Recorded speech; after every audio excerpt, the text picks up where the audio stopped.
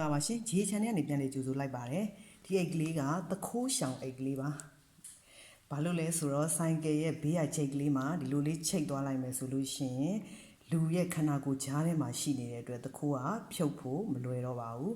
နောက်အပြင်သွားရင်လက်ကလေးနဲ့ဒီလိုလေးကိုင်းထားတဲ့အတွက်လက်နဲ့စုပ်ပြီးသားဖြစ်တဲ့အတွက်ဆွဲလူကိုမလွယ်ပါဘူးသခိုးရှောင်ပြီးသားအိတ်ကလေးပါအိတ်ကလေးကအစုံဆက်ပါတယ်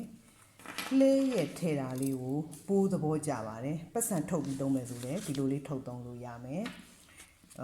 ဒီဖုံးထုတ်မယ်ဆိုလို့ရှင်လည်းဒီလိုလေးရမယ်တကယ်လို့ဖုံးကိုဒီလိုထောင်ရက်ထည့်မယ်ဆိုလို့ရှိရင်ပတ်စံကလည်းထောင်ရက်ထည့်တာဖြစ်တဲ့အတွက်ထောင်ရက်ထည့်တာကပတ်စံနှုတ်ဖို့ရအတွက်အဆင်မပြေပါဘူး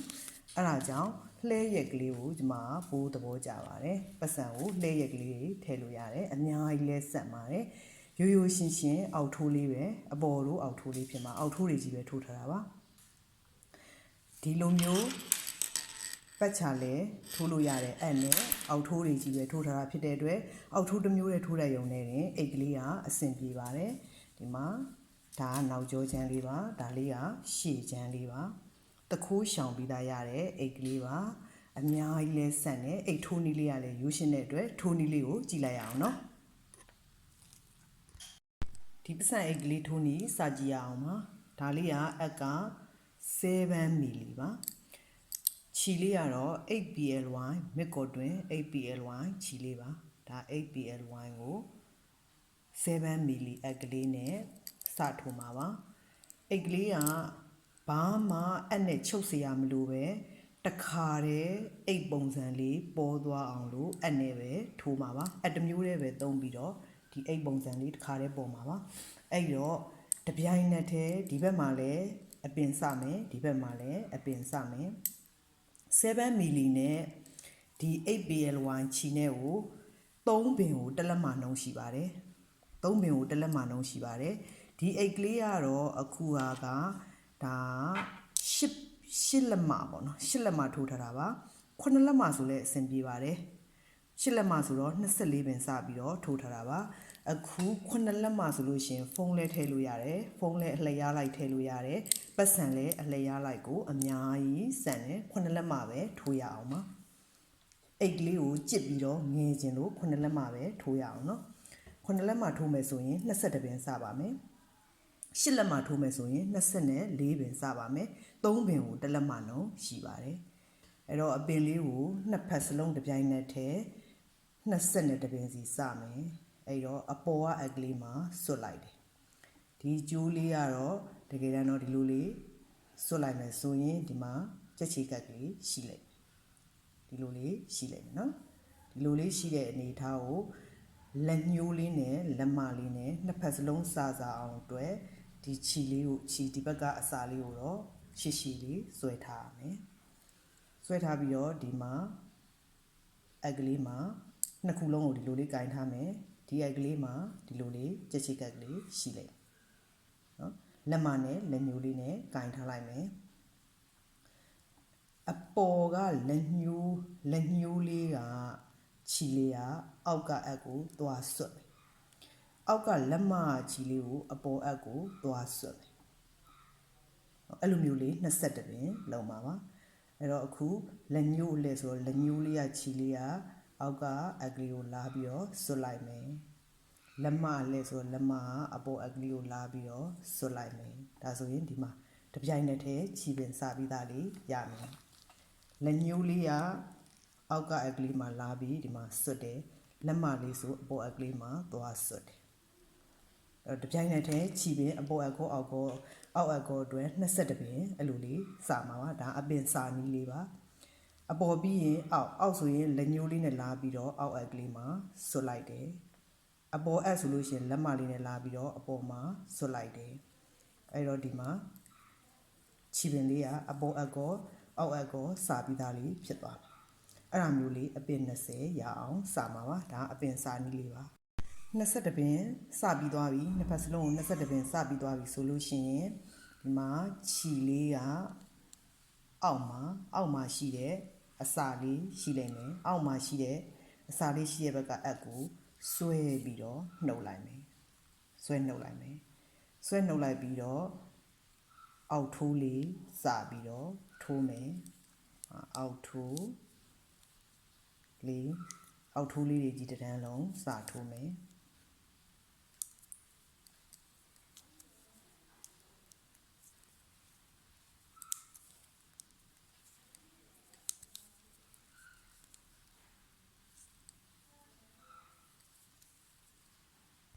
အောက်ထိုးလေးတွေကြီး22ပင်အပေါ်တန်းက22ပင်ကုန်းသွားပြီဆိုရင်ဒီမှာဒီကျိုးလေးကိုဆွဲယူမယ်ဒီကျိုးလေးကိုဆွဲယူမယ်ဆွဲလိုက်တော့ဒီအောက်ကအက်ကလေးကလည်းပါလာလိမ့်မယ်အဲ့လိုလေးဆွဲယူပါမယ်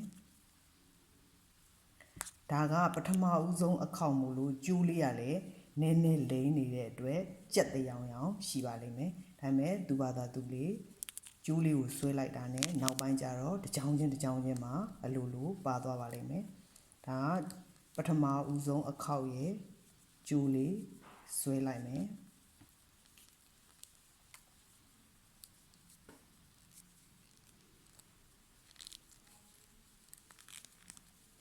ဒါပထမဦးဆုံးအခေါက်မှာခြိပင်စတာကြစ်တဲ့အတွက်နည်းနည်းလေးကြက်တဲ့အောင်ရှိပါတယ်ခုကျိုးလေးကိုအဲ့လိုမျိုးလေးဒီဘက်ကနေဆွဲယူလိုက်တဲ့အခါမှာအဲ့နှစ်ချောင်းလုံးရှင်အပြိုင်လေးရှင်ရက်ကလေးရှိလာလိမ့်မယ်ရှင်ရက်ကလေးရှိလာပြီးတဲ့အခါမှာထိုးထားတဲ့ဒီကျိုးလေးကိုကြည့်လိုက်ပါ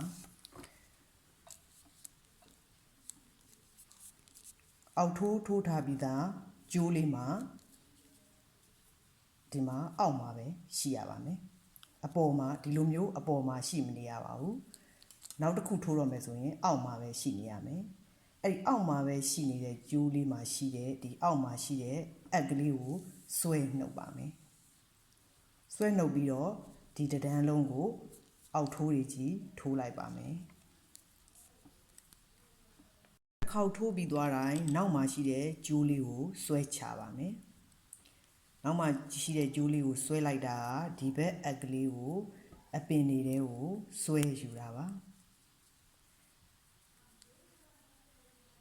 တစ်ခေါက်ပြီးတိုင်း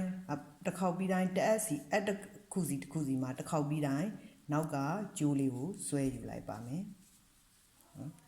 နောက်ကကျိုးလေးကိုဆွဲယူလိုက်ပြီးတော့နှစ်ခုကိုရှင်ရဲ့ပူးလိုက်ပါမယ်အဲ့လိုမျိုးရှင်ရဲ့ပူးရဲ့ရှိတဲ့ခါတိုင်းကျိုးလေးကိုကြည့်လိုက်ပါဆက်ထိုးမဲ့ကျိုးလေးဒီအောက်မှာပဲရှိရပါမယ်ဒီမှာအောက်မှာပဲရှိရမယ်အောက်မှာကျိုးလေးအောက်မှာရှိတဲ့အက်ကိုဆွဲနှုတ်ပါမယ်ဆွဲနှုတ်ပြီးတော့နောက်တစ်ခေါက်အောက်ထိုးလေးကြီးထိုးပါမယ်အဲ့လိုထိုးပြီးတိုင်းတစ်ခေါက်ပြီးတိုင်းအောက်ထိုးလေးကြီးထိုးလိုက်တော့ဒီမှာကျိုးလေးကအောက်မှာရှိမှဒီဘက်ကဟာလေးနဲ့ဒီဘက်ကဟာလေးနဲ့မူရက်ကလေးပစံကလေးကတစ်ခါတည်းနှစ်ခမ်းချုပ်ပြီးသားဖြစ်သွားမှာပါအဲ့တော့အောက်ထိုးလေးကြီးဒီအက်ကိုအခုအကုန်လုံးအောက်ထိုးလေးကြီးတစ်ခေါက်ထိုးပါမယ်22ပင်စထားတဲ့အတွက်မမားကျင်လို့ရှိရင်အောက်ထိုးလေးတွေထိုးရင်းနဲ့22ပင်လည်းရေးလို့ရပါတယ်မှားလည်းမမှားပါဘူးအဖျားဆုံးလေးမှာဒီမှာအကွေးလေးရှိပါတယ်နော်22ပင်ပြည့်တဲ့နေရာတိုင်းမှာဒီအကွေးလေးရှိတဲ့အတွက်မမှားပါဘူးဒီမှာနော်အဲ့တော့ဘယ်တစ်ခေါက်ညာတစ်ခေါက်အဲ့လိုလေးအမြဲတမ်းထိုးသွားမှာပါအဲ့တစ်ချောင်းကိုတစ်ခေါက်ထိုးပြီးလိုက်ဒီကျိုးလေးကိုဆွဲနှုတ်လိုက်အဲ့လိုမျိုးလေးပဲထိုးသွားမှာပါခုဒါကိုအောက်ထိုးတွေကြီးဒီထိကုံအောင်ထိုးလိုက်ပါမယ်အောက်ထိုးတွေထိုးပြီးသွားပြီဆိုရင်ဒီမှာကျိုးလေးကအခုံးလေးရှိတဲ့နေရာကနေဆွဲချလိုက်မယ်ဆွဲချလိုက်လို့ရှိရင်အောက်ကအက်ကဒီထဲမှာပါလာလိမ့်မယ်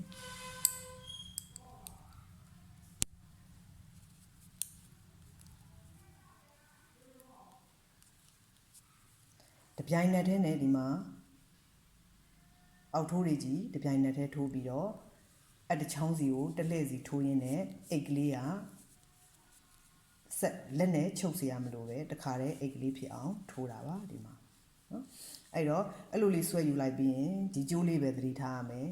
ကျိုးလေးဒီမှာအောက်မှာရှိတဲ့အက်ကိုတခါဆွဲနှုတ်မယ်ဆွဲနှုတ်ပြီးရင်အဲ့လိုပဲအောက်ထိုးတွေကြီးတစ်တန်းလုံးထိုးမယ်အဲ့လိုနဲ့ပဲတစ်လှည့်စီထိုးပြီးတော့သွားမှာပါအစုံရောက်တိုင်းကျိုးလေးကိုဆွဲချလိုက် ဒီကျိုးလေးအောက်မှာရှိတဲ့အက်ကိုဆွဲနှုတ်လိုက်အဲ့လိုတစ်လှည့်စီထိုးကြည့်ပါမယ်အခုဆိုရင်ဒီအိတ်ကလေးက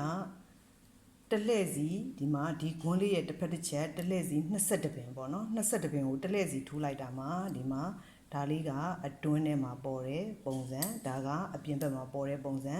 ဘေးနှခမ်းသားလေးကတစ်ခါတည်းချုပ်ပြီးသားလေးလို့တွဲဆက်နေလိမ့်မယ်အဲ့တော့အပြင်မှာအပ်နဲ့ချုပ်စရာမလိုတော့ဘူးဒါလေးတွေကဘေးနှခမ်းသားလေးတွေဒီမှာအောက်ကလည်းတပြိုင်နက်တည်းဘဲညာစခဲ့လိုက်တော့ဒီမှာအပိတ်ကလေးနဲ့ပတ်စံအိတ်ကလေးတစ်ခါတည်းရမယ်20နဲ့တပင်ကို9လက်မှရှိတော့ကြတော့ဖုန်းထည့်မယ်ဆိုလဲဒီမှာကွက်တီပါပဲဖုန်းထည့်မယ်ဆိုလဲကွက်တီပဲပတ်စံထည့်မယ်ဆိုလဲကွက်တီပဲအဲ့တော့ဒီမှာရွရွရဲလေးမနေချင်ရင်တော့အစာလေးကိုအက်ကလေးနဲ့အစာလေးကိုအထဲထဲမှာပိုးပြီးတော့ချုပ်လို့ရပါတယ်ဆက်ကလေးနဲ့ပေါ့နော်ချုပ်ပြီးတော့ဇီဆွဲလေးလည်းတက်လို့ရတယ်ဒီတိုင်းလေးလည်းဒီမှာရောရဲရဲတအားမနေပါဘူးခက်တင်းတင်းလေးနဲ့ဖုံးလဲဆက်နဲ့ပတ်စံလဲဆက်နဲ့အဲ့လိုမျိုးလေးဒါ9လက်မှဆိုရင်ထုတ်ရသွန်းရတာလည်းအဆင်ပြေပါတယ်အဲ့လိုလေးတစ်လှည့်စီကိုဒီမှာလူမျိုးလေးကိုကြိုက်တဲ့အနေထားလေးလက်မှလောက်ရအောင်ထိုးခဲ့လက်မှာပါလေးလက်မလောက်ထိုးပြီးတော့ကြတော့မှဒါလေးဖောင်လေးကိုဒီခိုင်းလေးလုံလေးကိုဆက်ပြောပြပါမယ်ကဲအခုလေးလက်မထိုးပြီးတဲ့အခါမှာလက်ကင်ခွင်းလေးလောက်ရအောင်ပါလေးလက်မရဲ့လို့မဟုတ်ပါဘူးကိုရှည်ခြင်းသလိုလေးလက်မခွဲ9လက်မ6လက်မစသဖြင့်ပေါ့နော်ကိုရှည်ခြင်းသလောက်ထိုးလို့ရပါတယ်ဒီမှာလေးလက်မလောက်ထိုးပြီးသွားပြီဆိုလို့ရှိရင်ခိုင်းလေးလောက်ရအောင်ပါ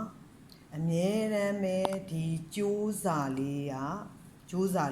အောက်မှာရှိရမယ်ကြိုးစာလေးကိုအောက်မှာရှိမယ်ကြိုးစာလေးအောက်မှာရှိပြီးတော့အပေါ်ကအက်ကိုဒီမှာအပေါ်ကအက်မှာဆွဲယူလိုက်မယ်21ပဲเนาะဒါကကြိုးစာလေးရှိတဲ့ဘက်ကအက်ပေါ့เนาะကြိုးစာလေးရှိတဲ့ဘက်ကအက်ဒီမှာကြိုးစာလေးအောက်မှာ22ပင်ကို3ပုံလိုက်ပါ3ပုံလိုက်တော့ခွန်3လီ21နော်ခွန်3လီ21ခုနှစ်ပင်ဂိုင်းလေးကိုခုနှစ်ပင်ဖောက်မှာပါအဲ့တော့ကြည့်အောင်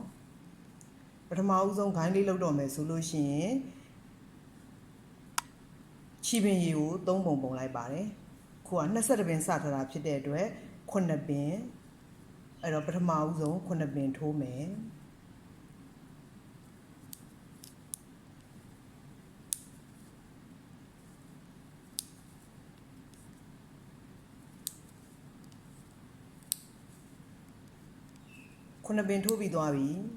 ခုနှစ်ပင်ထိုးပြီးသွားပြီဆိုလို့ရှိရင်ဒီခုနှစ်ပင်ကိုစားမှာပါစားတယ်ဆိုတာကတော့အပင်သိမ်းသီးလေးနဲ့စားမှာပေါ့နော်အဲ့တော့ဒီမှာအပင်သိမ်းသီးလေးနဲ့နှစ်ပင်ထိုးပြီးတော့ဒီလိုလေးတစ်ပင်ကိုလှမ်းချပါမယ်ဒီဘက်ချမ်းမှာဒီမှာခုနှစ်ပင်မှာအခုဒီမှာပထမဦးဆုံးနှစ်ပင်ထိုးပြီးတော့တစ်ပင်အပင်သိမ်းသီးလေးနဲ့လှမ်းချလိုက်တယ်တပင်ရှိသွားပြီနှစ်ပင်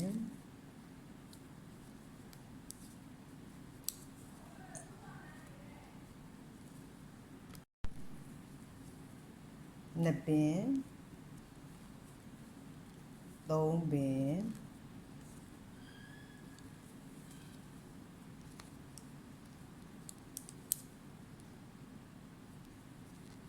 4ပင်5ပင်6ပင်အပင်သိမ်းလေးနဲ့9ပင်ဒီဘက်ချမ်းမှာ9ပင်အခုဒီမှာစားလိုက်တာ9ပင်ဒီဘက်မှာ9ပင်ကျန်မယ်ဒီမှာ9ပင်ကျန်မယ်เนาะအဲ့ဒီ9ပင်ကိုတစ်ဖက်တစ်ချက်9ပင်ရှိတယ်ဒီ9ပင်ကိုဆက်ပြီးတော့မထိုးခင်မှာစားခဲ့တဲ့9ပင်စာကိုတစ်ခါတည်းပြန်ပွားခဲ့မှာပါလက်ကလေးနဲ့ဒီလိုလေးဒီဘက်ကိုအပင်လေးဆွလိုက်မယ်ဒီမှာတစ်ပင်နှစ်ပင်3ပင်4ပင်5ပင်6ပင်9ပင်9ပင်စားလဲပြီးတော့ ခုနှစ်ပင်ကိုဒီမှာတစ်ခါတည်းပြန်ပြီးတော့အစားထိုးခဲ့မှာပါတစ်ခါတည်းပြန်ပြီးအစားထိုးမှာပါခုနှစ်ပင်ကိုဒီမှာဂိုင်းလေးဖြစ်အောင်စားတယ်ပြီးတော့ခုနှစ်ပင်ကိုတစ်ခါတည်းအစားထိုးတယ်ကျဲသီးပေါက်ဖောက်တယ်လို့ပါပဲစားပြီးအစားထိုးပြီးတော့တစ်ခါတည်းအဲ့ဒီခုနှစ်ပင်လုံးကိုတစ်ခါတည်းထိုးခဲ့မှာပါကျဲသီးပေါက်ဖောက်တယ်လို့လေးပါပဲ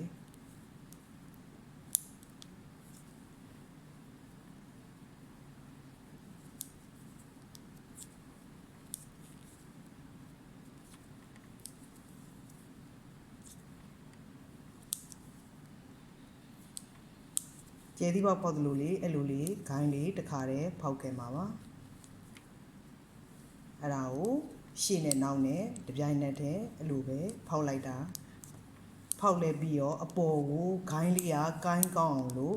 တက်လက်မလောက်ငကိုအတိုင်းပတ်ချလဲတက်လက်မလောက်ရအောင်ထိုးပါမယ်ဒီမှာတစ်ချမ်းပြီးသွားပြီအဲ့ဒါလေးဒီတန်းလေးလေးထိုးပြီးတော့အပေါ်ကိုငကိုအတိုင်းပဲပတ်ချလဲတက်လက်မလောက်ရအောင်ထိုးမှာပါဒီမှာပြီးသွားပြီဆိုတော့ဒီဘက်ကဟာလေးကိုဆွဲချလိုက်တယ်အလဲရကွင်းလေးကိုဒါလေးကထိုးပြီးသားဟာလေးရဲ့အက်ကလေးကိုဆွဲဖြုတ်ရမယ်ဒါမှဒီအစာလေးကအောက်မှာရှိမယ်အဲ့တော့တစ်ချမ်းပြီးသွားပြီဒီဘက်ချမ်းရောက်သွားပြီဒီဘက်ချမ်းလည်းအလိုပါပဲပုံစံတူပါပဲခုနှစ်ပင်ထိုးမယ်ခုနှစ်ပင်စားမယ်ပြီးရင်ခုနှစ်ပင်ပွားပြီးတော့တစ်ခါတည်းထိုးမယ်ဒီဘက်ချမ်းလေးကိုလည်းအဲ့လိုမျိုးတစ်ခါတည်းထိုးခဲ့ပါမယ်